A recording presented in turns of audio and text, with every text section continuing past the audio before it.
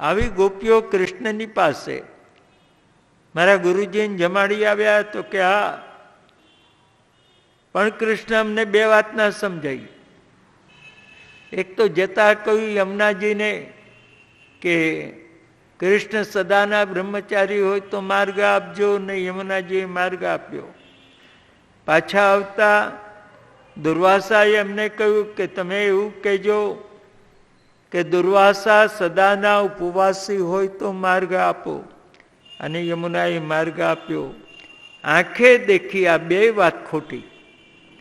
દુર્વાસા ઉપવાસી નહીં, અમારા દેખતા ખાઈ ગયા બધું, અને છતાંય કહ્યું કે ઉપવાસી હોય તો માર્ગ આપજો. અને તમને તો આજે રાધાની જોડે જોઈએ તો કાલે વિશાખાની જોડે જોઈએ તો પરમ દિવસે ચંદ્રાવલી જોડે જોતા હોઈએ, અને પાછા તમે બ્રહ્મચારી. આ બે વાત ન સમજાય. તો ભગવાને કહ્યું, જુઓ ગોપીજનો, આ દુર્વાસા જ્યારે ભોજન કરે છે ને ત્યારે એવું નથી વિચારતા કે હું ખાઉં છું, એવું નથી વિચારતા.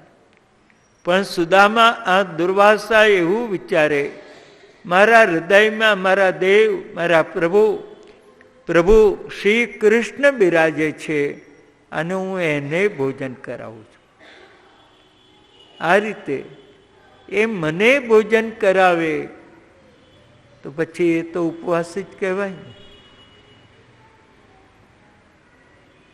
એ દુર્વાસાને તમે પૂછો, આ શાક ખાટું લાગ્યું કે તીખું? કે મેં તો ભગવાનને આરોગાવ્યું, મેં ક્યાં ખાધું છે? આટલી એકાગ્રતાથી એ ભગવાનને આરોગાવતો હોય, ભલે પોતે ખાતો હોય, પણ ભાવ એનો ભગવાનને આરોગાવો, કે તો સદાનો ઉપવાસી કહેવાય.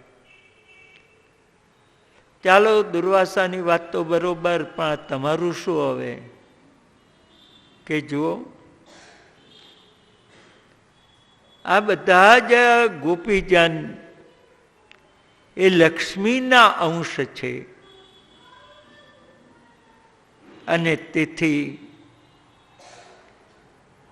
હું બ્રહ્મચારી છું. લક્ષ્મી સિવાય બીજાના સ્વરૂપ હોય સ્ત્રીઓ, અને હું સ્પર્શ કરું તો મને 100% દોષ લાગે, પણ સ્ત્રી માત્ર લક્ષ્મીના રૂપ છે. માટે તો છોકરી જન્મે એટલે સૌથી પહેલા એવું કે લક્ષ્મી આવી. એનામાં લક્ષ્મીની જ ભાવના છે.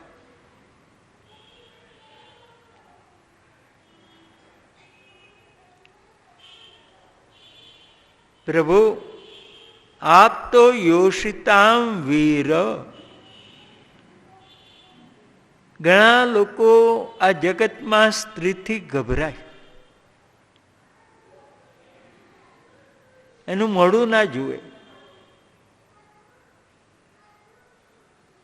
પણ આપ તો એવા છો કે આપને સ્ત્રીઓનો ભય ન લાગે. ભાગવતમાં એવા વર્ણન છે, ભગવાનની 16,000 રાણી, એક એક રાણી એટલી સુંદર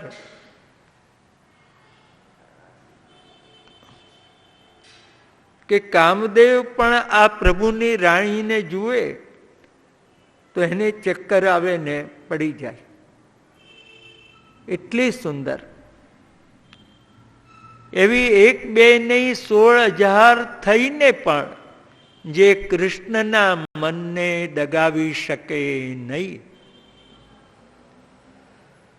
તેથી કૃષ્ણને યોગેશ્વર નહીં, ગીતાએ કહ્યું યત્ર યોગેશ્વર કૃષ્ણ.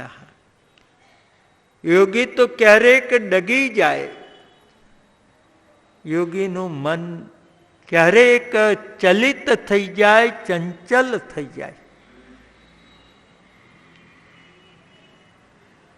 માણસે પોતાના મન ઉપર બહુ વિશ્વાસ મૂકવા જેવો નથી.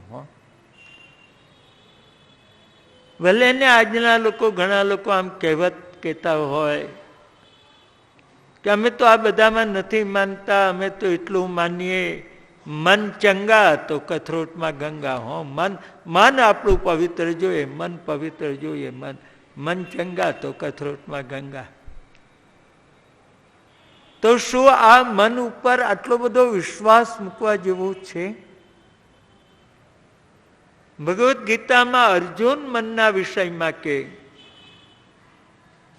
ચંચલમ હિ મન કૃષ્ણ પ્રમાથી બલવદ દૃઢમ તસ્યાહં નિગ્રહમ મન્યે વાયોરિવ સુદુષ્કરમ. કૃષ્ણ, આ મન અતિ ચંચલ છે, અને મનને વશ કરવું એ તો એટલું કઠિન છે. આવતા વાયુને મુઠ્ઠીમાં પકડવો એ જેટલું કઠિન, એટલું આ ચંચલ મનને સ્થિર કરવું કઠિન છે. અર્જુન જેવો કૃષ્ણનો કૃપાપાત્ર પણ મનના વિષયમાં આવો લાચાર છે. વિચારો, એ કે છે મન પર બહુ વિશ્વાસ ન મૂકો. માનવે મન કહે તે નહીં કરવાનું, માનવે ધર્મ કહે તે કરવાનું. માનવે મન કહે તે નહીં કરવાનું, માનવે શાસ્ત્ર કહે તે કરવાનું. મન તો ક્યારેક આપણને ઊંડે ખઈમાં લઈ જઈને નાખી દેશે.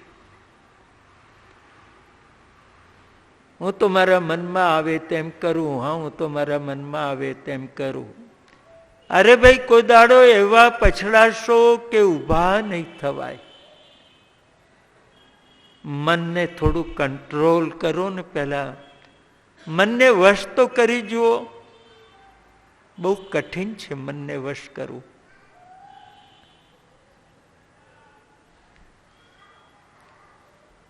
મનમાં આવે એવું ક્યાંય ન કરાય. ભગવાનની સેવા કરવી હોય તોય એની રીત પ્રમાણે જ સેવા થાય. આપણા મનમાં આવે એ રીતે સેવા ન થાય. સેવા રીત પ્રીત વ્રજ જનકી, જનહિત જગ પ્રગટાઈ. ગોપીજનોએ જે રીતે પ્રભુની સેવા કરી, એ જ રીતે અને એ જ ભાવનાથી આપણે ભગવાનની સેવા કરવાની.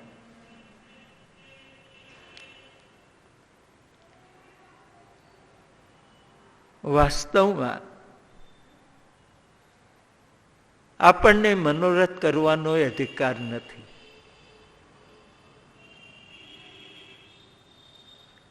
આપણને કેવળ સેવા કરવાનો અધિકાર છે, મનોરથનો નહીં.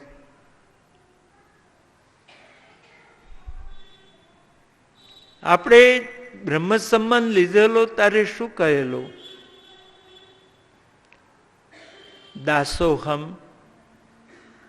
કૃષ્ણ તવાસ્મી આવું જ કહેલું ને, દાસોહમ. દાસ એટલે સેવક. સેવકને કોઈ મનોરથ કરવાનો અધિકાર ખરો?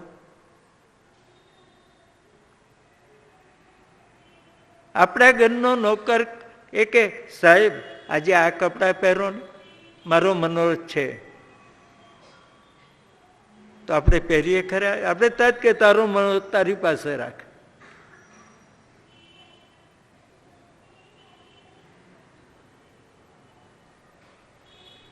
તો આપણે ભગવાનની પાસે મનોરથ કરીએ.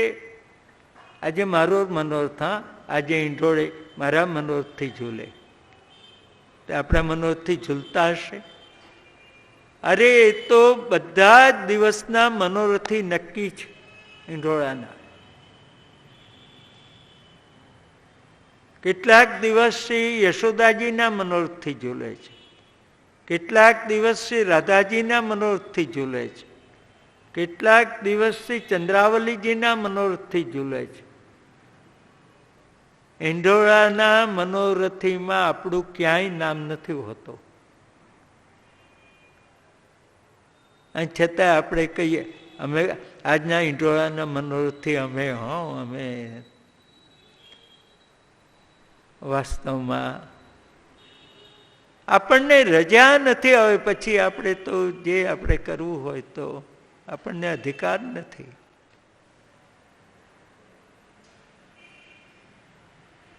તો આવી 16,000 રાણીઓ ભેગી થઈ, જે પ્રભુના ચિત્તને જરા પણ દગાવી ન શકે. એ કૃષ્ણ યોગેશ્વર નહીં, યોગેશ્વર. યોગેશ્વર અને યોગેશ્વરમાં અંતર શું?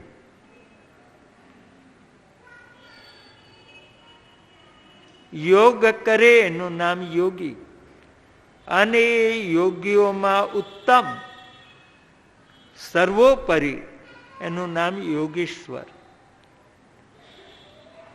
અને યોગને આધીન એનું નામ યોગી. પણ કૃષ્ણ યોગને આધીન નથી, પણ યોગ કૃષ્ણને આધીન. માટે કૃષ્ણ યોગેશ્વર નહીં, યોગેશ્વર. કારણ કે સમસ્ત યોગ કૃષ્ણને આધીન છે. અને યોગનો સ્વામી, યોગનો ઈશ્વર એ યોગેશ્વર.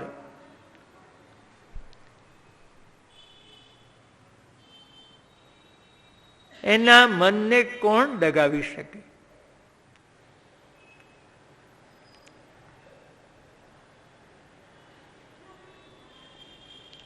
પ્રભુ એક કામ કરો ને, આપ અમારા અભિમાનથી દૂર થઈ ગયા હો તો આટલો બધો શ્રમ ના લો. આપ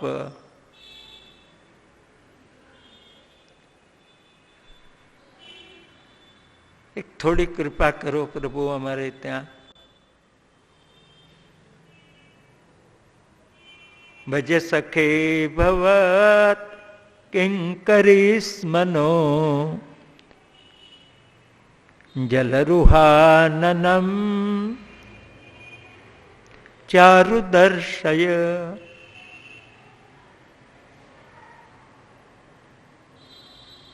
શ્રી ઠાકોરજીના મુખના દર્શન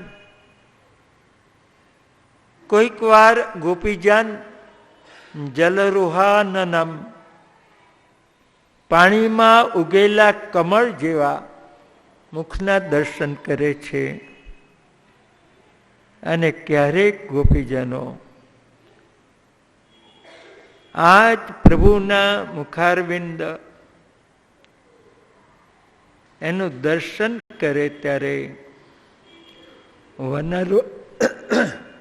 વનરુહાનનમ બેબ્રદાવૃતમ.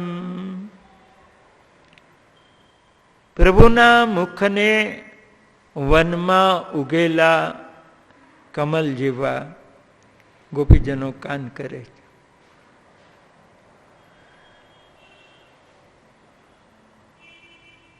12મા શ્લોકમાં પ્રભુના મુખારબિંદને વનરુહાનન કહ્યું. તો જલરુહાનન અને વનરુહાનન આવા બે પ્રકારના દર્શન કેમ? જ્યારે ગ્રીષ્મ ઋતુ હોય અને પ્રભુના મુખ ઉપર પસીનો પસીનો આમ ચારેય બાજુ હોય અને પરસેવાના ટીપા પડતા હોય અને એ ચારેય બાજુના પાણીની વચમાં પ્રભુનું મુખારવિંદ કમલ એના જેવું દર્શન આપતું હોય ત્યારે ગોપીજનોએ કહી દીધું જલરુહાનનમ. પાણીમાં ઉગેલા કમલ જેવું સુંદર આપનું મુખારવિંદ. અને સાયંકાળે પ્રભુ વનમાંથી ગાયો ચરાવી ઘેર પધારતા હોય ત્યારે આગળ ગાયો ચાલે, પાછળ કૃષ્ણ એ ગાયની ખરીઓથી જે રજ ઉડે એને રજ ઉડી ઉડીને આવીને પ્રભુના મુખ ઉપર લાગી હોય અને રજની વચમાં પ્રભુનું મુખારવિંદ એ કમલ જેવું જ્યારે દર્શન આપી રહ્યું હોય ત્યારે ગોપીજનો કહી રહી છે વનરુહાનનમ બિભ્રદાવૃતમ. જાણે આમ વનમાં આમ ભૂમિમાં માટીમાં કમળ ઉગ્યું હોય એવું સુંદર આપનું મુખારવિંદ જણાઈ રહ્યું છે. પ્રભુ અમારી તો આપને એટલી જ વિનંતી, અમારે માથે હાથ ના મૂકો તો ના મૂકશો, અમારા આંસુ ના લૂછો આ તો ના લૂછશો, પણ એક કામ તો કરો કે અમારા સામે જોઈને જરા નિજ જન સ્મય ધ્વંસન સ્મિત, જરા મુસ્કરાવ ને, મધુર મધુર હસો ને. અને પ્રભુ આપનું હાસ્ય એ તો ઇતર ગર્વ નિવારક છે. નિજ જન સ્મય ધ્વંસન સ્મિત. સ્મય એટલે અભિમાન. નિજજનોના અભિમાનનો વિનાશ કરનાર ભગવાનનું હાસ્ય છે.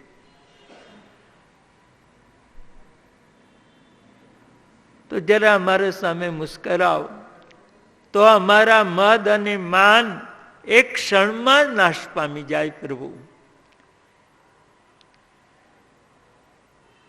તમે હસો, મુસ્કરાવ. ભગવાનની પાસે કોઈ પણ વ્યક્તિ જ્યારે અભિમાન લઈને જાય ત્યારે ભગવાન હસે છે. આ મૂર્ખ શું જોઈને મારી પાસે આ અભિમાન લઈને આવે છે?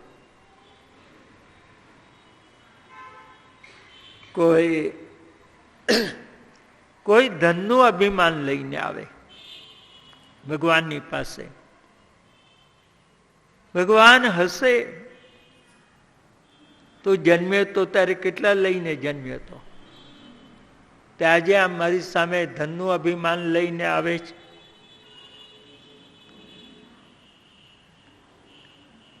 અને જઈશ ત્યારે શું લઈને જવાનો છું? આમાંની કઈ ચેકબુક તને કામમાં આવવાની છે? ત્યાં એક પણ નહીં. એ ધન તો આજે છે ને કાલે જતું રહેશે, તો રડતાય નહીં આવડે. અને એ ધનનું અભિમાન લઈને તું મારી સામે આવે છે. પ્રભુના સમીપ જઈએ ત્યારે કદી ધનનું અભિમાન લઈને જવું નહીં.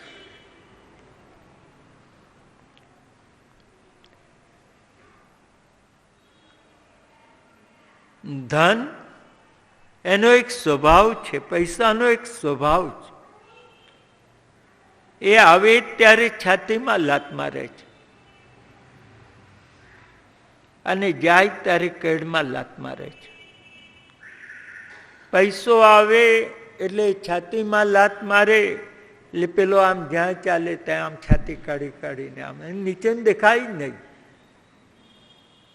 બસ આમ અભિમાનથી.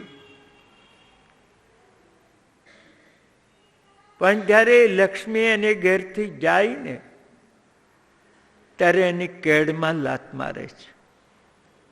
એટલે કેડમાંથી આમ નમી જાય છે, પછી એનાથી આમ ઊંચું જોવાતું નથી. લક્ષ્મી આવે ત્યારે છાતીમાં લાત મારે એટલે આમ બધાની સામે આમ છાતી કાઢીને આમ ફરે. પણ જતા જતા એ લક્ષ્મી કેડમાં લાત મારે, એની કેડ ભાગી જાય છે, નમી જાય છે. તો લક્ષ્મી આવતા પણ લાત મારે છે અને જતા પણ લાત મારે છે. તેથી લક્ષ્મીનું એક નામ છે દોલત. દો એટલે બે, લત એટલે લાત. આવતાય લાત મારે ને જતાય લાત મારે. એ લક્ષ્મીનું અભિમાન ક્યાં કરીશ? તો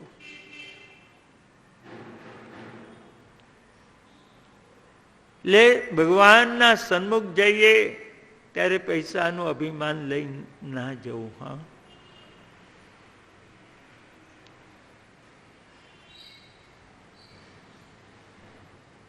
બસ એને દર્શન આપવા હોય તો આપે, આપણે ભગવાનના દર્શન પૈસાથી ખરીદવા નથી.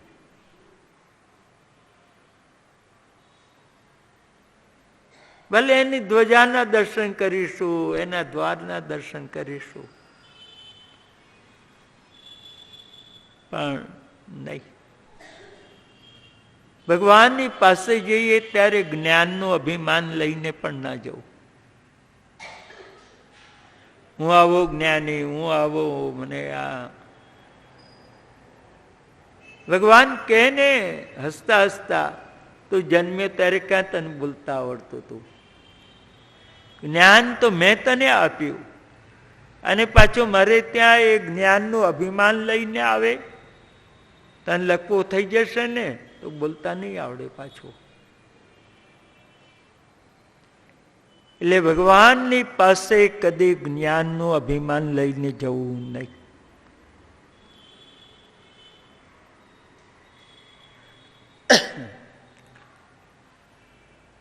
એક વાર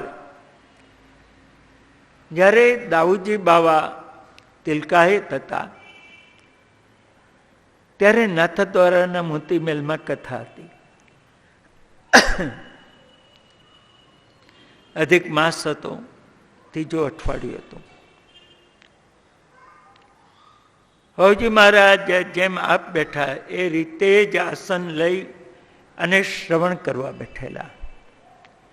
હવે એમને ત્યાં કથા એટલે દર્શનની કોઈ તકલીફ તો હોય જ નહીં. બહુ સગવડ અને સુંદર દર્શન મળતા હતા. મારી સાથે મારી નાની દીકરી હતી. મેં કહ્યું, બેટા આપણે અહીં કથા કરવા આવ્યા હતી કે મોટી ધાડ મારી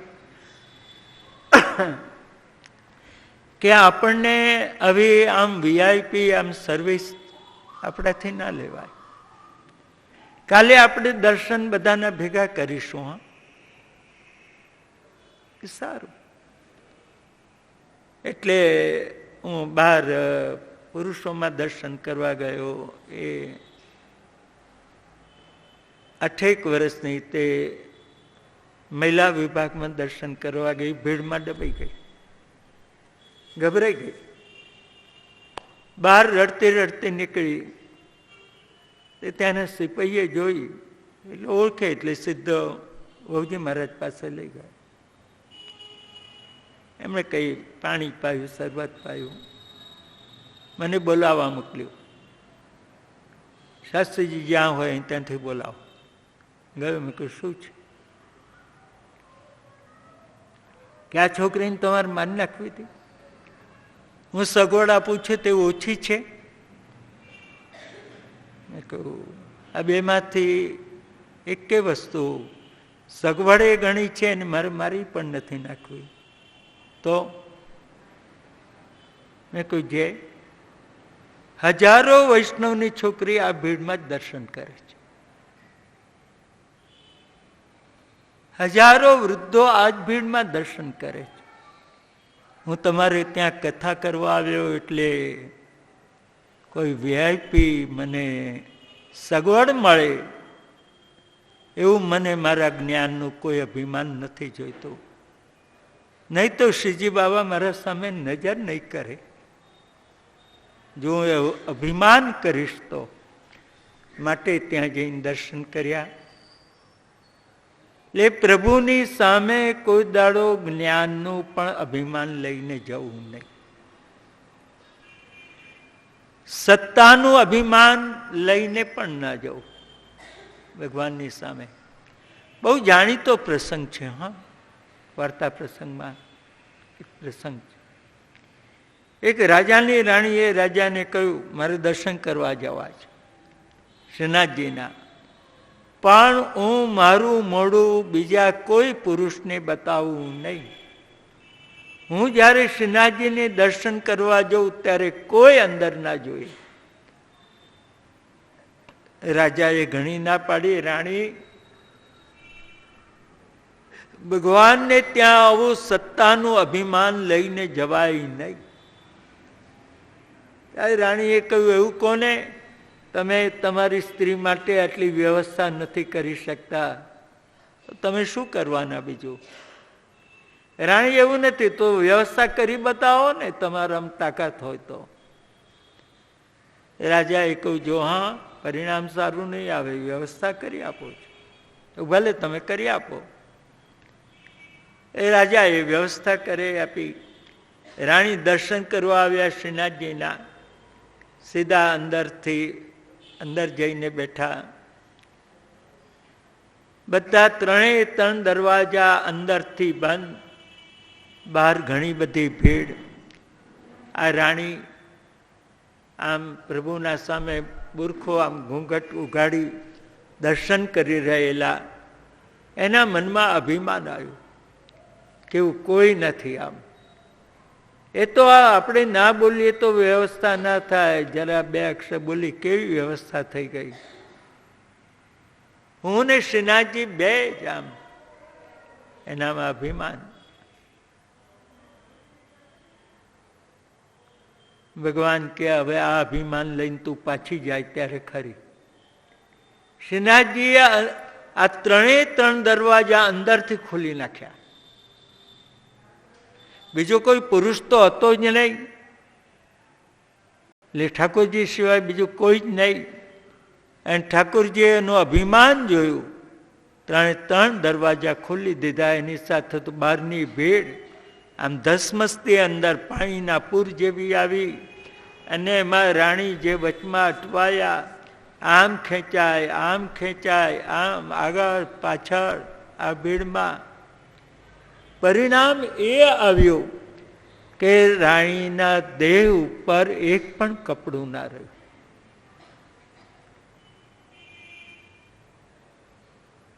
કોઈએ ધાબળો આપ્યો તે મીટી લીધો. રડતી રડતી ઘેર આવી. રાજા કે મેં તો પહેલા કહ્યું, ભગવાનના સન્મુખ સત્તાનું અભિમાન લઈને જવાય નહીં. આ તમે ગયા, તમે એવું કહેતા હતા કે મારું મોઢું કોઈને ના બતાવું, તો બાકી શું રહ્યું?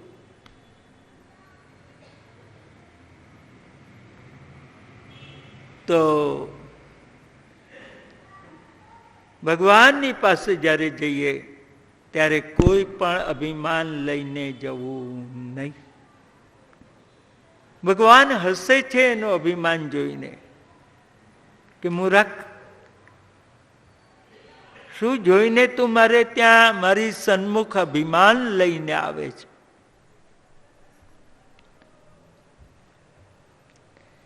જેમ મંદિરમાં જઈએ ત્યારે બૂટ ચંપલ કાઢી નાખીએ, એમ આપણું અભિમાન પણ દરવાજાની બહાર કાઢી અને દર્શન કરવા જવું, સન્મુખ થવું પ્રભુના. તો પ્રભુ જરા અમારા સામું આમ મધુર સ્મિત કર્યું હોત ને, તો અમારા મદ અને માન એ ક્યાં ને ક્યાં ઓગળી ગયા હોત, એ જરાય રહ્યા ના હોત. તો જરા મુસ્કરાવો ને. ભગવાન કે હું તમારા સામે હસું કેવી રીતે, મુસ્કરાવું કેવી રીતે? કારણ કે હું તો તમારાથી રિસાયો છું. અને એવું સાંભળેલું કે જેનાથી રિસાયા હોઈએ ને એની સામે હસાય નહીં. એની સામે તો આમ ઉતરી ગયેલી કડી જેવું મોડું કરીને જ બેસવું પડે. હો, એટલે હું હસું કેવી રીતે? અન્ય પુરાણનો એક પ્રસંગ. એક દિવસ રાધા કે કનૈયા, આ જગતના અનેક સ્ત્રી પુરુષ રીસામણા મનામણા એનો આનંદ લે છે. ક્યારેક પુરુષ રીસાય તો સ્ત્રી મનાવે, ક્યારેક સ્ત્રી મનાવે તો પુરુષ મનાવે, અને એનો આનંદ લે છે.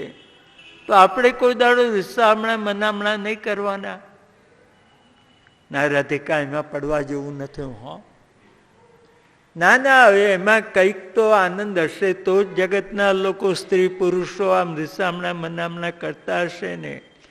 મારે પણ એકવાર રીસામણા મનામણા કરવા છે. રાધાજી કે હવે કૃષ્ણની મુશ્કેલી હતી, એને બધું આવડે પણ એને રીસાતા ના આવડે. ભગવાન વિચાર કરે આજે આપણી ઇજ્જત જવાની. મને રીસાતા નથી આવડતું, મને બધું આવડે છે. રાધાએ કહ્યું કે ના, આજે રીસામણા મનામણા આપણા થઈ જાય અને જુઓ, હા પહેલા હું રીસવ અને તમારે મને મનાવવાની. હા, આજે દુનિયાનો એક કાયદો આવી ગયો છે, એક મેનર છે, એક શિસ્ત છે કે દરેક કામમાં છે ને લેડીઝ ફર્સ્ટ. એટલે પહેલા હું રીસાવું અને તારે મને મનાવવાની, અને પછી તું રીસાય તને હું મનાવીશ.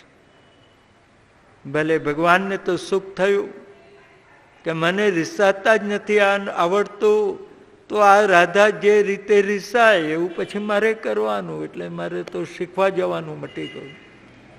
ભગવાને કબૂલ કર્યું, વારું રાધા. એટલે રાધા આમ પ્રભુના સામે મુખ કરીને બેસીને વાત કરતા હતા, એને બદલે આમ પીઠ ફેરવીને બેસી ગયા. હા, જેના સામા બેઠા, જેનાથી રીસાયા હઈએ એનું મોડું નહીં જોવાનું, એના સામે પીઠ કરીને બેસવાનું. એટલે રાધાજી આમ પીઠ કરીને બેસી ગયા. એટલે કૃષ્ણ પાછા આમ સામે આવ્યા, એટલે રાધાજી પાછા આમ ગોળ ફરી ગયા. આમ આવ્યા એટલે રાધાજી આમ ફરી ગયા. આમ કૃષ્ણને ગોળ ગોળ એટલો ફેરવ્યો. કૃષ્ણ થાકી ગયા. મનાવાના બધા અનેક ઉપાયો કર્યા. આખરે કૃષ્ણે કહ્યું, રાધે, મારા પ્રાણ કરતા મને વધુ વાલી અમારી વાંસળી હું તારા ચરણમાં મૂકી દઉં છું. ચાલ, મને જ આવે. હવે મનાવાનું મારી પાસે બીજું કોઈ સાધન નથી. આ મારી વેણો હું તારા ચરણમાં મૂકી દઉં છું. રાધાજી મને ગયા. હવે કૃષ્ણ વિચાર કરે, હવે હું રાધાની ખો ભૂલાઈ દઉં. મને બહુ ચક્કર ગુમાવ્યો છે. હવે હું રાધાને એની નાની યાદ ના આવે તો મારું નામ નહીં. એટલે કૃષ્ણ જેમ રાધાજી પીઠ કરીને બેઠા હતા એમ કૃષ્ણ પીઠ કરીને બેસી ગયા.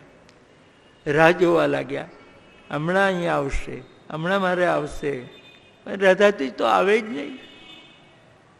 ભગવાન વિચાર કરે, આ તો વિચિત્ર લાગે છે, મનાવા જ નથી આવતી આપણને. ત્યાં તો રાધાએ બેઠા બેઠા કૃષ્ણના બરડા ઉપર હાથ ફેરવવા લાગી અને કહેવા લાગી, મને તો મારા કૃષ્ણનો બરડો બહુ વાલો લાગે હો. કેવો આમ આમ સુવાળો, આમ આરસ જેવો, આમ હાથ મૂકીએ તો આમ સરકી જાય, અને જરા આરામ કરવો હોય તો આમ મારા કૃષ્ણના બરડા ઉપર આમ માથું મૂકું તો ઉશિકાની જરૂર નહીં. અને શું જોઈને આ જગતના લોકો મોઢાને સુંદર કહેતા હશે? રાધાજી બોલે, મોઢામાં સુંદરતા જેવું છે શું? મોઢું તો વિચિત્ર છે બધું, ખાડા ટેકરા વાળું, એમાં સુંદરતા ક્યાં? આ કપાળનો ટેકરો, પછી આંખના ખાડા, પછી નાકનો ટેકરો, બે બાજુ ગાલના ટેકરા અને વચ્ચે પાછો ખાડો. તો આ ખાડા ટેકરા વાળું મોઢું, એમાં કઈ સુંદરતા જેવું છે? એના કરતા આમ મારા કૃષ્ણનો બરડો તો આમ આરસ જેવો, આમ લીસો અને કેવો સરસ કે માથું મૂકીને આરામ પણ કરાય. એટલે કૃષ્ણને લાગ્યો આ રાધા ઊંધી ખોપડીની છે. આખી દુનિયાને મોઢું સુંદર લાગે, એને મારો બરડો સુંદર લાગે છે, મોઢું ખરાબ લાગે છે. તારે લાવો આમ ફરી જાવ એવું. એટલે પાછી મારા બરડા ઉપર હાથ ફેરવવા પાછા જશે, એટલે પાછો આમ ફરી જઈશ. એટલે કૃષ્ણ આમ રાધા તરફના થઈ ગયા. એટલે રાધા આમ જોતી જોતી હસવા લાગી. કેમ રાધા, તને તો મારો બરડો વાલો હતો ને, જ્યાં બરડે હાથ ફેરવવા. એટલે કહ્યું, કૃષ્ણ હું કઈ મૂર્ખ છું? મને મુખ મળ્યું, પછી મુખને છોડીને બરડા પાછળ કોણ જાય? તો રાધા મારે રીસાવું કેવી રીતે? હું મુખ તારા સામું કરું તો મુખ તને વારું લાગે, બરડો તારા તરફ કરું તો બરડો વાલો રાખે, તો મારે રીસાવું કેવી રીતે? જો કૃષ્ણ, રીસાવાનું કામ તારું નહીં, રીસાવાનું કામ મારું અને તારું કામ મનાવવાનું. જ્યારથી આવું કહ્યું ત્યારથી દુનિયાના પુરુષની દશા બગડી ગઈ કે રાધા કાયમ રીસાતી રહે ને પેલો બિચારો મનાવતો મનાવતો થાકી જાય. આવી એની દશા થઈ ગઈ.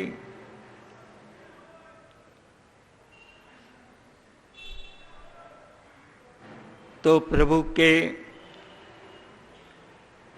હું હસું નહીં, પણ કૃષ્ણ તમારા વિના અમારા પ્રાણ જતા રહે, તમારા વિના અમે મરી જઈએ. તો ભગવાન કે મરી કેમ ના ગઈ? આવું કહેવા જીવતી ક્યાંથી રહી? હું તો ક્યારનો ગયો છું. તમારે મરી જવું જોઈએ ને. એટલે કે કૃષ્ણ, અમારા પ્રાણ તો તારી સાથે જ જતા હતા. અમારે મરી જવું તું, પણ અમને મરવા ન દીધા. એ કોણે ન મરવા દીધા? તો ગોપીજનો કે તવ કથામૃતમ તપ્ત જીવનમ કવિભિરીડિતમ કલ્મષાપહમ શ્રવણમંગલમ શ્રીમદાતતમ ભુવિ ગૃણન્તિ તે ભૂરિતા જના. મરતાને જીવાડે એનું નામ અમૃત. કૃષ્ણ, અમારા પ્રાણ તો તારી સાથે જતા હતા, પણ અમૃતે અમારા પ્રાણને જીવતા રાખ્યા. ભગવાન કે કયા દેવ તમારા માટે અહીં અમૃત લઈને આવ્યા? કે કૃષ્ણ, અમે સ્વર્ગના અમૃતની વાત નથી કરતી. સ્વર્ગનું અમૃત તો એક કલશ ભરીને, દેવો એમાં ઘણા કંજૂસ છે, કોઈને અમૃત આપે નહીં. તો સ્વર્ગનું અમૃત નહીં તો કયું અમૃત? તો ગોપીજનો કે તવ કથામૃતમ તપ્ત જીવનમ કવિભિરીડિતમ કલ્મષાપહમ શ્રવણમંગલમ શ્રીમદાતતમ ભુવિ ગૃણન્તિ તે ભૂરિતા જના. તારું કથામૃત એણે અમને ન મરવા દીધા. તો ગોપીઓ, આ રાત્રિના આ વનમાં કયા કથા કરનારા તમને કથા સંભળાવવા આવ્યા? હરિદ્વારથી આવ્યા કે કાશીથી આવ્યા કે મથુરાથી આવ્યા? ગોપીજનો કે તવ કથામૃતમ. કૃષ્ણ, અમને કથામૃત શ્રવણ કરાવનાર બીજા કોઈ વક્તા નહીં, અમને કથામૃત શ્રવણ કરાવનાર અમારો વ્યાસ, અમારો કથાકાર એ તો કૃષ્ણ તું જ. અત્યાર સુધી તું અમારી પાસે આવતો, બેસતો, જે વાતો કરતો, અમને કચરો વાળીએ ત્યારે, અમે ગાય દોઈએ ત્યારે, અમે વાસણ માંજીએ ત્યારે, અમે રસોઈ બનાવીએ ત્યારે, એ તારા શબ્દો, એ તારી કહેલી વાતો, એ તો અમૃત બની ગયું. અને આજે તું ચાલ્યો ગયો ત્યારે તારા એ શબ્દોએ, તારી કહેલી એ કથાઓએ અમને જીવતા રાખ્યા. અમને સાચે જ જે કોઈ જાય એની ખોટ પુરાતી નથી. ભલે બીજા એના કરતા સારા હોય, પણ જે ગયા એની ખોટ તો પુરાતી જ નથી. પણ ભગવાનની ખોટ ભગવાનની કથા પૂરે છે. નૃસિંહ અવતાર થયો ત્યારે આપણે હઈશું કે નહીં ખબર નથી, પણ જ્યારે કથામાં એ પ્રસંગ આવે તો એકાદ ક્ષણ આપણને એવું લાગે કે આ નૃસિંહ અવતાર થઈ રહ્યો છે. રામાવતાર થયો ત્યારે આપણે હઈએ કે નહીં ખબર નહીં, પણ કથામાં પ્રસંગ આવે એટલે લાગે હમણાં જ રામાવતાર થાય છે.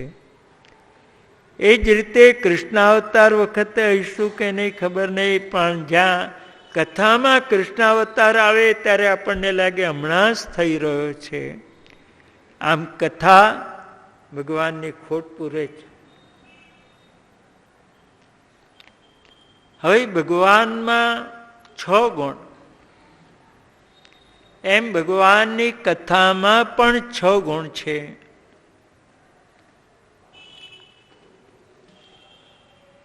તવ કથામૃતમ તપ્ત જીવનમ, આ પહેલો ગુણ.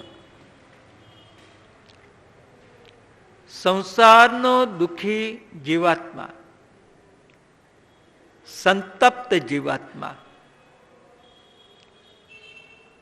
કોઈ ધનનો રોગ દુઃખી હોય, કોઈ ધંધાનો દુઃખી હોય, કોઈ શરીરનો દુઃખી હોય, કોઈ સંતાનનો, કોઈ સ્ત્રીનો દુઃખી, ક્યાંય એને આ સંસારમાં શાંતિ ન મળી, એવો તપેલો ક્યાંક ભગવાનની કથામાં આવીને બેસી જાય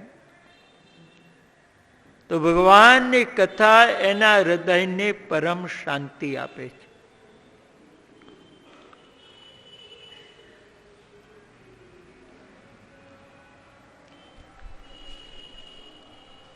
તપ્ત જીવનમ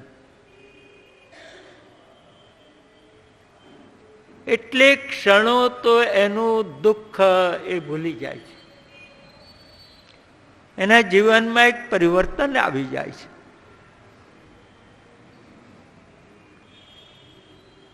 ભગવાનની કથા બળેલા કાળજાને શાંતિ આપે છે. ભગવાનની કથાનો બીજો ગુણ કવિભિરીડિતમ, કવિ પુરુષો એનું નિરંતર ગાન કરે. એવા પ્રભુના ચરિત્ર, એવી ભગવાનની કથાઓ.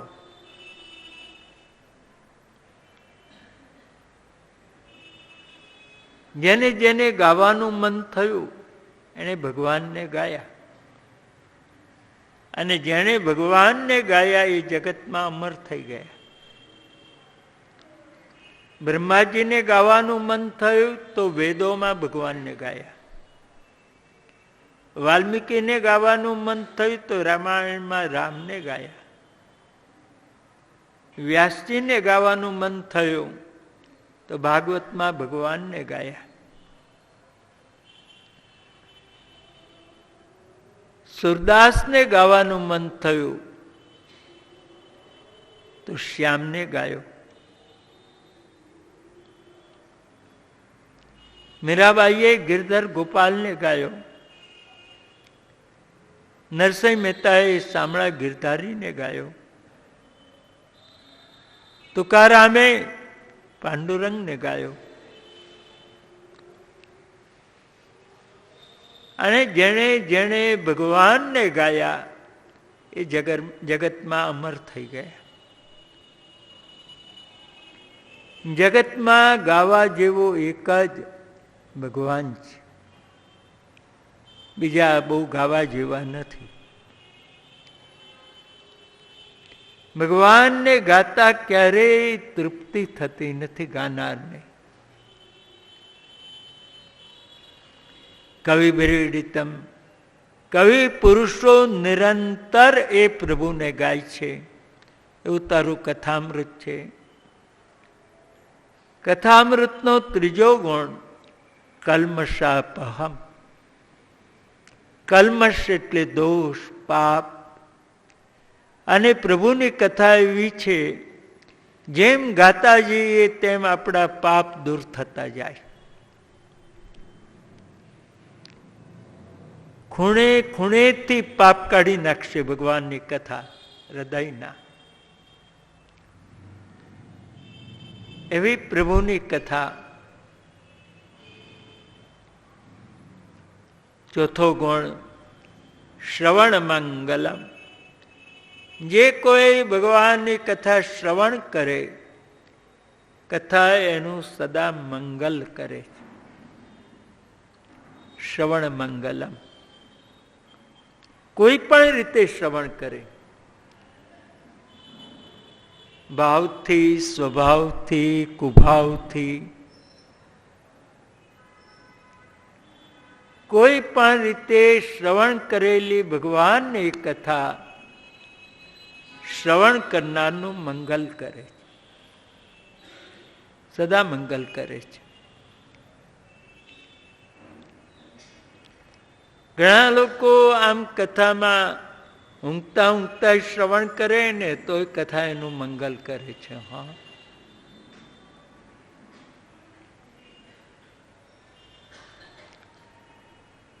ઘણા લોકો એવા પણ હોય જે કથામાં આવે ને એને કથા પ્રત્યે જરાય ભાવ ના હોય, એવાય આવે. ભગવાનની કથા એનું પણ મંગલ કરે.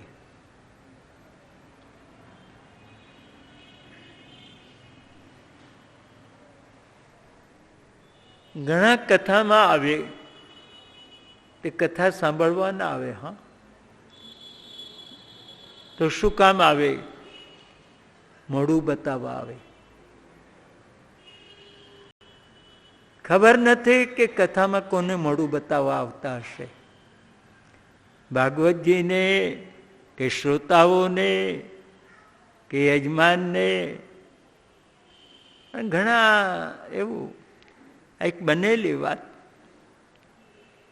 એક ભાઈને ઓળખું કે જે કથામાં જરાય ના માને, જરાય નહીં. એક દાડો રસ્તામાં મળ્યા. મેં કહું ચાલો ઘર પાસે છે કે આજે નહીં. મેં કહું ચાલો ને હવે. ના કે આજે નહીં. મેં કહું કેમ? તો મારે જવું છે. મેં કહું પણ એવું શું છે? થોડા મોડા જજો. ના ના, આજે હું કથામાં જઉં છું. એટલે મેં કહું તમે તો માનતા નથી, કથામાં જતા ક્યારથી થયા? કે હું તો કથામાં આજે નથી માનતો. તો આજે નથી માનતા તો શું કામ જાઓ છો? તો કે શાસ્ત્રીજી શું કરું, મારી દીકરીને સાસરે કથા બેસાડી છે અને વેવાઈ કહેવા આવ્યા હતા. હવે 5 મિનિટ મોડું બતાવવા તો જવું પડે ને, તો કેવું ખરાબ દેખાય. તે ઘણી વાર કથામાં આવું મોડું બતાવવા આવતા હોય. હા, અને કથા એનું પણ મંગલ કરે. આ રીતે પણ કથાના શબ્દો કાને પડ્યા તો કથા એનું મંગલ કરે છે. ભગવાનની કથા કદી કોઈનું અમંગલ કરતી નથી.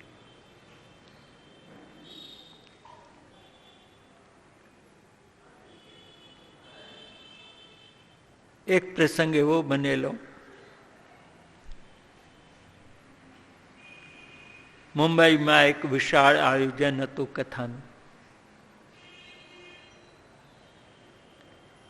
છેલ્લે દિવસે કથાના મંડપમાંથી બહાર જતો હતો, ત્યાં એક બેન વચમાં ઊભા રહ્યા. શાસ્ત્રીજી 2 મિનિટ.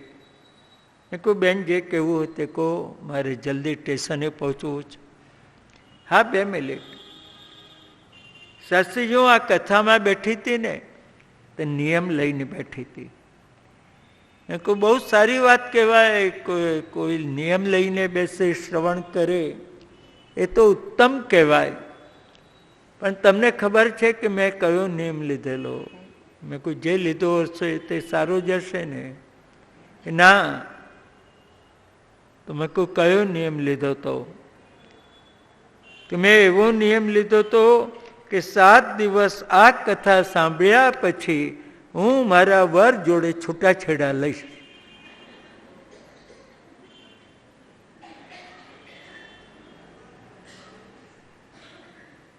આ જોક્સ નથી, હા, તો બનેલી વાત કહું છું. એટલે આમ તો મને પણ આમ જાણે પેલો એટેક આવ્યો હોય એવું લાગ્યું. કાંઈ ખબર જ નહીં ને કે આવો નિયમ લેવાતો હશે. એવું કોઈ દાડો બાપ દાદાના મોડે નહીં સાંભળેલો, આ પહેલવેલું સાંભળ્યું. તો કહ્યું, બેન, હવે તો આજે 7 દાડા પૂરા થયા, તમારા નિયમનું શું? એટલે કે એટલા માટે જ મેં તમને ઊભા રાખ્યા. આજે મેં મારો નિયમ તોડી નાખ્યો કે હવે મારે છૂટાછેડા નથી લેવા. એટલે મને જરા શાંતિ થઈ. પછી હસતા હસતા કહ્યું, બેન, જો નિયમ જ લીધો હોય ને તો બસ છૂટાછેડા લઈ લો ને, કમથી કમ પેલો બિચારો તો સુખી થાય. તો કે ના, હવે તો 7 જન્મમાં હું ના લઉં. તો અમે વભરતા, એ જ મારો પતિ. ત્યારે મને સમજાયા આ ગોપીજનોના શબ્દો, શ્રવણ મંગલમ. કોઈ અમંગલ નિયમ લઈને કથામાં બેઠો હોય, પણ ભગવાનની કથા એનું સુમંગલ કરે છે. શ્રવણ મંગલમ.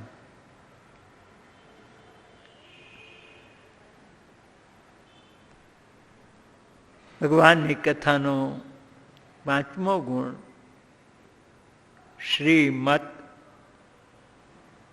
ભાગવતનો એક શ્લોક, કૃષ્ણનું એક ચરિત્ર રસ વિનાનું નથી. એનું એક એક ચરિત્ર, એની એક એક લીલા રસમય છે. રસનો સાગર છે.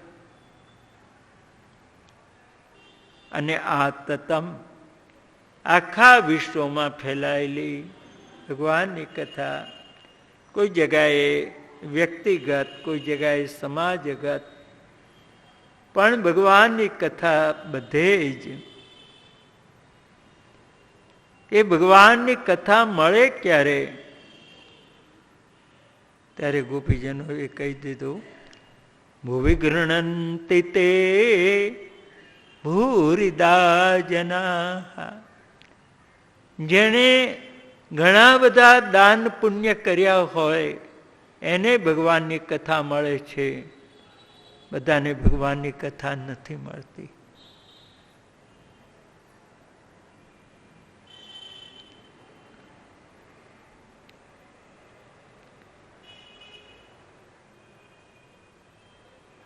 છેલ્લા શ્લોક ઉપર જઈશું આપણે.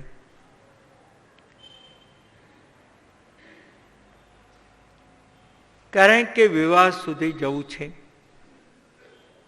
અને ગોપી ગીતમાં જ જો 6:30 થઈ જાય તો આપણો લાલો કુંવારો રહી જાય. માળવો સજાયેલો છે એને કુંવારો રીતે કેમ ચાલે આપણને? યત્તે સુજાત ચરણાંબરુહંસ્તનેષુ ગીતાશનૈ પ્રિય દધી મહી કર્કશેષુ તેનાટવી મટસિતવ્યથતે ન કિં સ્વેત કુર્પાદભિર રમતિધિર ભવદાયુષાન્ન. હે પ્રભુ, શરદ ઋતુમાં સ્વચ્છ સરોવરમાં ખીલેલા કમળ જેવા આપના ચરણ, અતિ કોમલ. કમલમાં 4 વસ્તુ છે. સૌંદર્ય છે, સુગંધ છે, કોમલતા છે અને શીતલતા છે. પ્રભુના ચરણોમાં પણ આ 4 વસ્તુ છે. એક તો કમલ જેવા કોમલ પ્રભુના ચરણ, કોમલતા છે. સુંદર પણ છે પ્રભુના ચરણ. આમ 10 પાંખડીનું કમળ હોય એવા આમ ચરણ યુગલ, એના દર્શનનો આનંદ.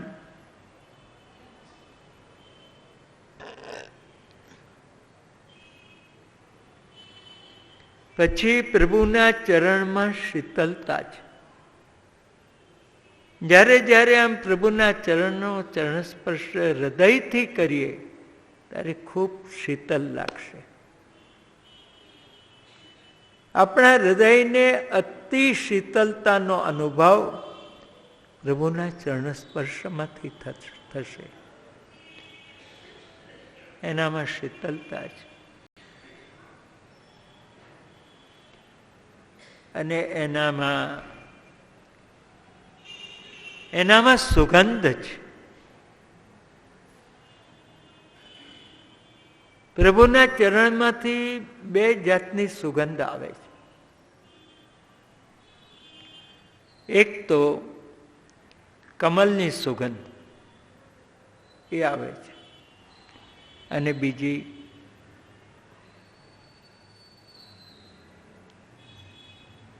બીજી પણ એક સુગંધ છે, એ તુલસીની સુગંધ છે. તુલસી પ્રભુના ચરણનો આશ્રય કરીને બિરાજે છે. તો પ્રભુના ચરણમાંથી તુલસી એટલે એક સમર્પણની પણ સુગંધ બહુ સુંદર છે.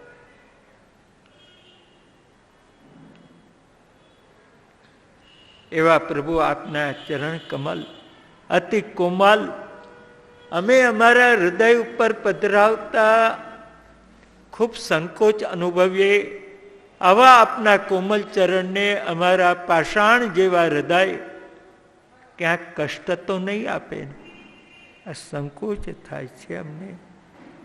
અને પ્રભુ એવા કોમલ ચરણને દોષ અમારો અને સજા આપ પોતાના ચરણારવિંદને કરો, એ ક્યાંનો ન્યાય?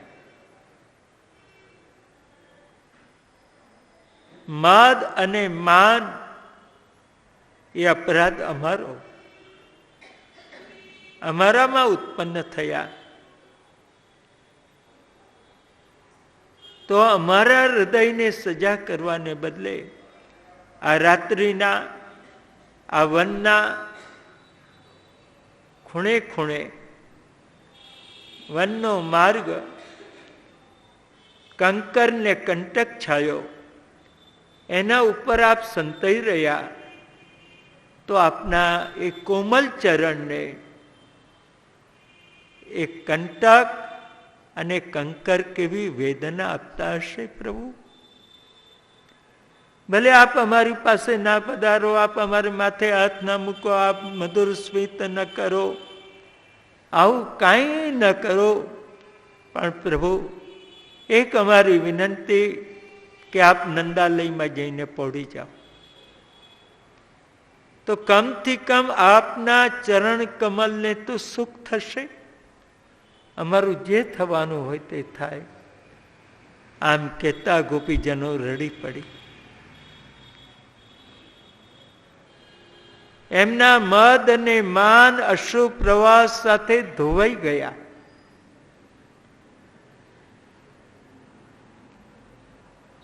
અને એ જ ગોપીજનોના વચમાંથી તાસામ આવિર્ભો શૌરી સ્મયમાન મુખાંબુજા પીતાંબર ધરસરગ્વી સાક્ષાન મન્મથ મન્મથ. આજે પીળા પિતાંબર છે, રાસના શૃંગાર છે, હીરાનો મુગટ છે, હીરાના આભૂષણ અને રાસોત્સવ સંપ્રવૃત્ત. રાસનો આરંભ થયો.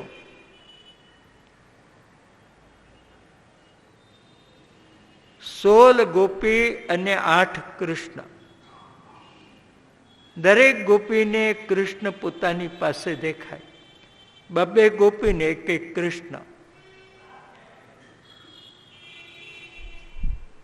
આવા અનેક વર્તુળ આ વૃંદાવનમાં રાસલીલામાં પ્રગટ થયા. આકાશના બ્રહ્મા બ્રહ્માણી, રુદ્ર રુદ્રાણી, ઇન્દ્ર ઇન્દ્રાણી આ પ્રભુની રાસલીલાના દર્શન કરે છે. પછી એનાથી આગળ વધ્યા તો 1 ગોપીને 1 કૃષ્ણ છે. ક્યાંક ગોપી નાચે તો કૃષ્ણ મૃદંગ વગાડે, ક્યાંક કૃષ્ણ મૃદંગ વગાડે તો ગોપી નાચતી હોય છે. દરેક ગોપીને એક જ, મારો કૃષ્ણ મારી સાથે, મારો કૃષ્ણ મારી સાથે.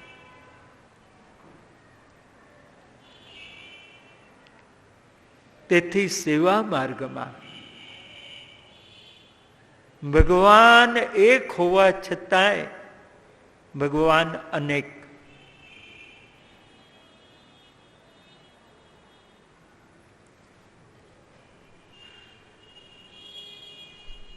શ્રી ઠાકોરજીમાં પ્રેમ ક્યારે થાય? આપણે ઘેર પધરાવીને સેવા કરીએ તો, નહીં તો પ્રેમ નહીં થાય.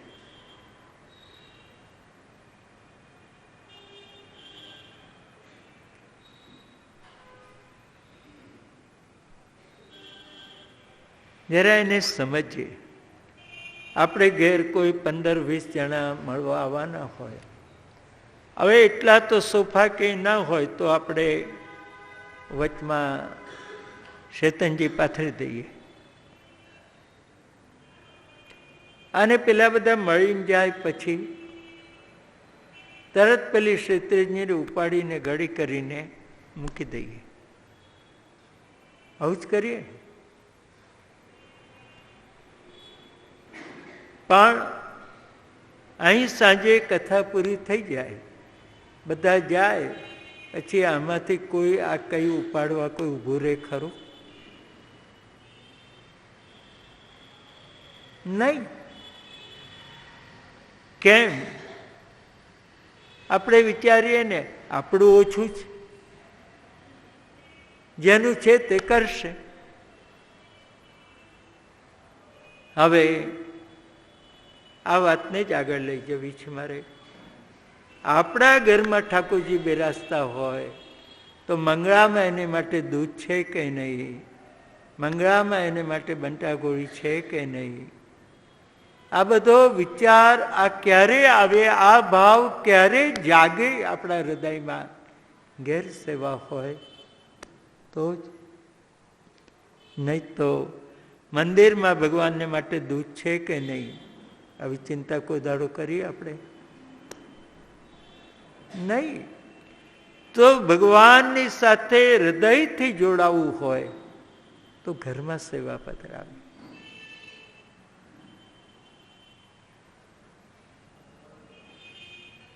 અને એક વાત કહું કે સેવામાં નિયમ મુખ્ય નથી, સેવા મુખ્ય છે.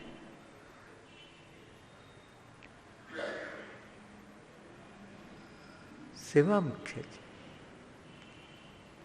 એક પ્રસંગ બધા જાણતા જ હશે, પણ વિચારી લઈએ. બે વૈષ્ણવ ગોકુલમાં આવેલા, એક સામાન્ય, એક ધનવાન, રૂમ ભાડે રાખીને રહેલા. એ જમાનામાં અત્યારના જેવી ફ્લેટની કોઈ સિસ્ટમ નહીં. રસોડું તો બહાર ખુલ્લામાં 4 વાંસ ઊભા કરે ને એની જોડે પેલું કંતાન બાંધી દે ને ત્યાં રસોડું બનાવે. હવે સામાન્ય વૈષ્ણવ ઠાકોરજી માટે સામગ્રી બનાવી,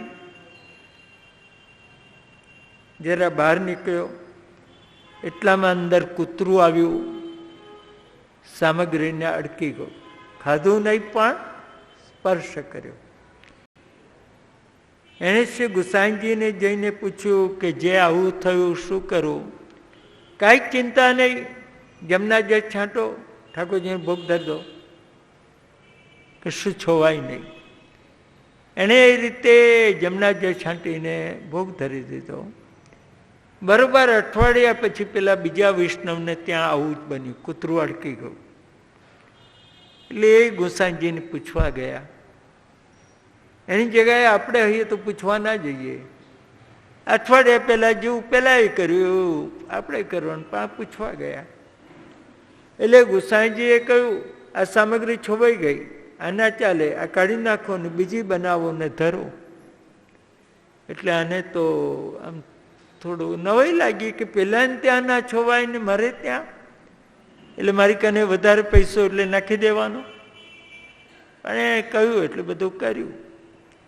સાંજના ગુસાઈજી બેઠકજીમાં બિરાજેલા, ત્યારે એણે કહ્યું ગુરુદેવ આપે કહ્યું ને, એટલે મેં નવી સામગ્રી કરીને ધરી. હા, નવી કરીને. પણ ગુરુદેવ આ વૈષ્ણવને અઠવાડિયા પહેલા આપે કહ્યું હતું ઠાકોરજીની સામગ્રી છોવાઈ નહીં, અને મારે ત્યાં છોવાઈ ગઈ. એટલે ગુસાઈજી હસી પડ્યા. આને આ બીજી સામગ્રી કરવી પડી ને તે પેટમાં દુખ્યું છે. કે જો ભાઈ એ સામાન્ય સ્થિતિનો હતો, એ તરત બીજી બધી વસ્તુ લાવે ક્યાંથી ને સામગ્રી બનાવી શકે એવું કોઈ શક્યતા નહોતી, એને ઠાકોરજીને પરિશ્રમ પડે એવો હતો. એટલે કહ્યું કે સામગ્રી છોવાય નહીં, એમના જે છાંટો ધરી દો, અને તારી પાસે સાધન સામગ્રી બધી ઘણી જ, અને તું અડધો કલાકમાં બીજી સામગ્રી બનાવીને ધરી શકે એમ હતો. એટલે છોવાઈ ગઈ. તો નિયમ મુખ્ય નથી, ભગવત સુખ મુખ્ય છે. ભાવો મુખ્ય છે. એટલે સેવાથી ડરવા જેવું નથી. ઘણા લોકોને આમ સેવાની બીક લાગે. હો, પણ સેવામાં બીક જેવું શું એ મને નથી સમજાતું. બીક લાગે એવી વસ્તુ એની બીક નથી લાગતી આપણને. આટલા બધા કારના એક્સિડન્ટ આપણે જોઈએ, છતાંય કારમાં બેસતા બીક ના લાગે. પ્લેન ક્રેશ થતા જોઈએ, પણ પ્લેનમાં બેસતા બીક ના લાગે. ટ્રેનના એક્સિડન્ટ જોઈએ, પણ ટ્રેનમાં બેસતા બીક ના લાગે. તો સેવામાં બીક લાગે એવું છે શું તે આપણને બીક લાગે? પણ પછી આપણાથી થાય એવું ના હોય તો, આપણાથી થાય એવું ના હોય તો, અરે તે વખતે એની ચિંતા કરવાની, અત્યારથી શું કામ?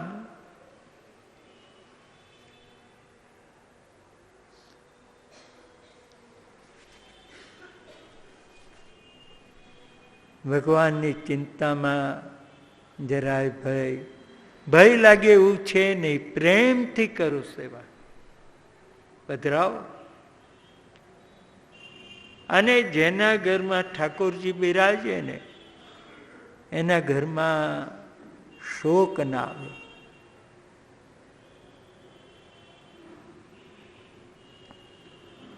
કેવી રીતે દિવાળીના દિવસો પહેલા જ કોઈ કુટુંબમાંથી ગયું. હવે જેના ઘરમાં ઠાકોરજી હશે ને એ વિચાર કરે, હવે ઠાકોરજી કને તો દીવો કરો, ઠાકોરજીને ઓછો શોખ છે. આપણે આપણા માટેની ઠાકોરજી માટે તો બે વસ્તુ કરો.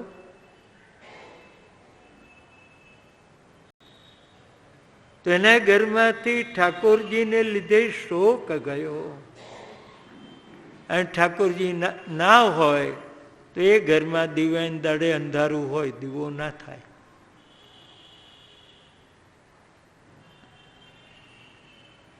આવા એક લૌકિક લાભ માટે તો ઠાકોરજી પધરાવીએ આપણા ઘરમાં ભાઈ.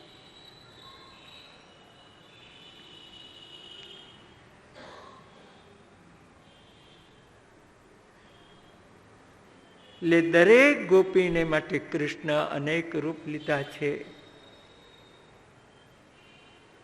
રાસ વિહાર પ્રભુના એનો આખો સાર નરસિંહ મહેતાએ 2 શબ્દોમાં વર્ણન કરી દીધો.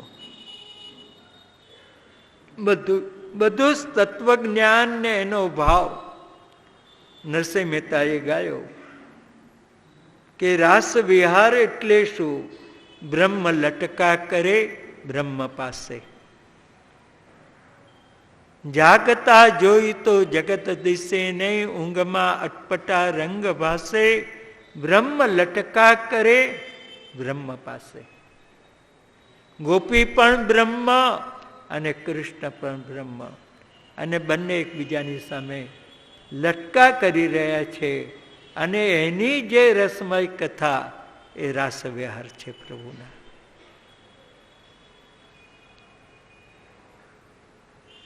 પછી અંબિકા વનમાં પધાર્યા. ત્યાં એક સાપ નંદ બાવાને ગળી જવા લાગ્યો. પ્રભુએ પોતાના ચરણ સ્પર્શ કરાવી એ સર્પનો ઉદ્ધાર કર્યો. એ તો પૂર્વજન્મનો સુદર્શન નામનો વિદ્યાધર એક અષ્ટાવક્ર મુનિની એને મશ્કરી કરી, એમના શ્રાપથી એ સાપ બનેલો. આજે શ્રી કૃષ્ણના ચરણ સ્પર્શ થતા એનો ઉદ્ધાર થયો.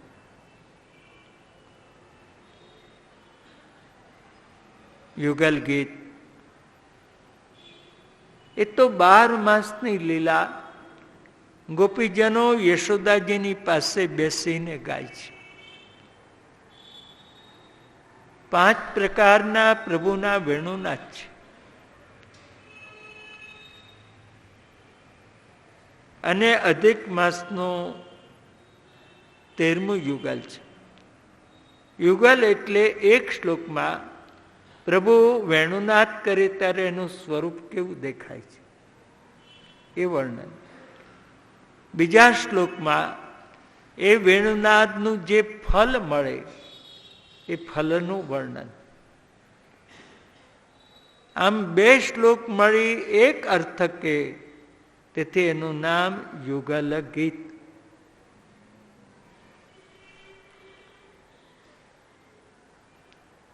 વામ બાહુ કૃતવામ કપોલો વાલ્ગીતા પ્રહૃદરાર્પિત વેણો કોમલાંગુલિભિરાશ્રિત માર્ગમ ગોપ્ય ઈરયતિ યત્ર મુકુંદ.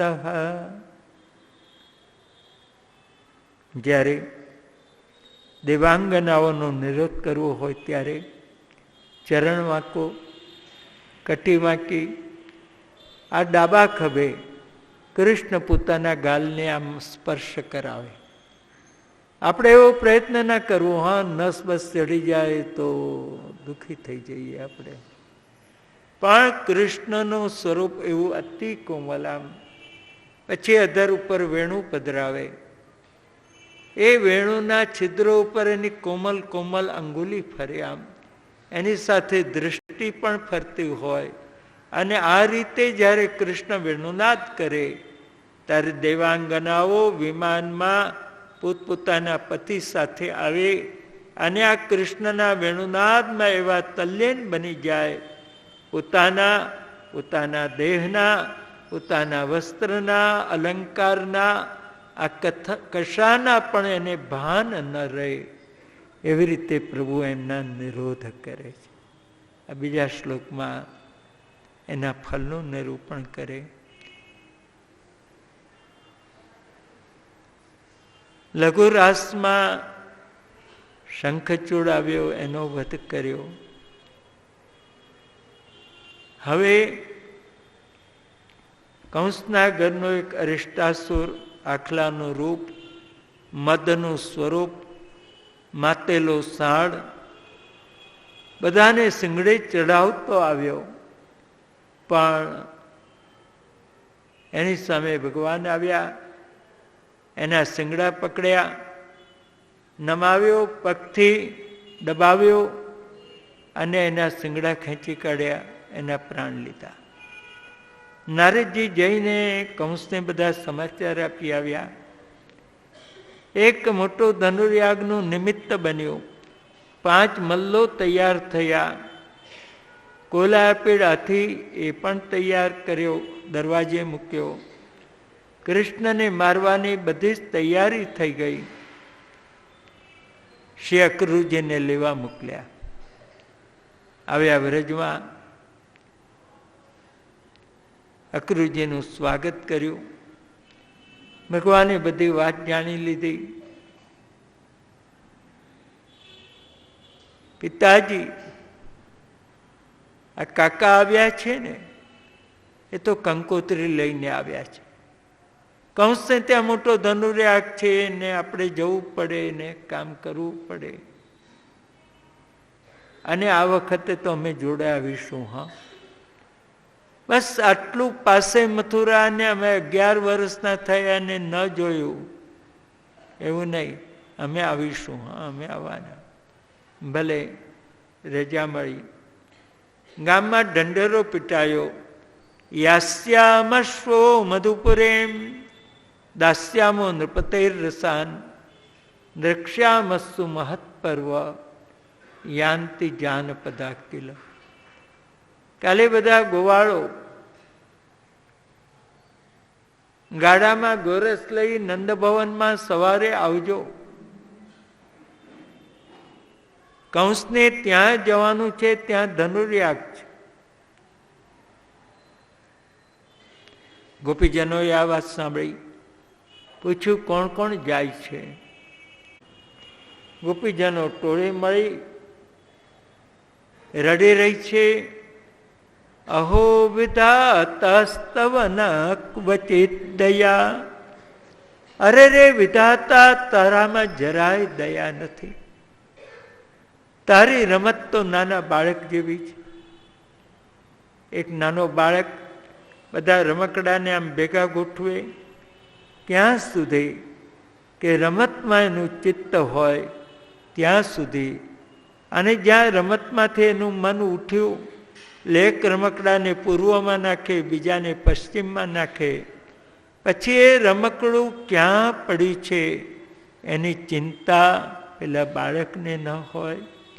વિધાતા, તારી રમત એવી છે. ત્યારે જો કૃષ્ણને અમારાથી દૂર લઈ જવા હતા તો સંયોગ શું કામ કરાવ્યો? સંયોગ કરાયો તો સ્નેહ શું કામ કરાવ્યો? હવે અમારા જીવનનો એક એક ક્ષણ એવો છે કે કૃષ્ણના વિના અમે ક્ષણભર ન જીવી શકીએ. ત્યારે કૃષ્ણને અમારાથી દૂર લઈ જવા તૈયાર થયો છો? અરે બેન, એ મથુરા જશે તોય આવશે. ના ના, એ આશા રાખવી નકામી છે.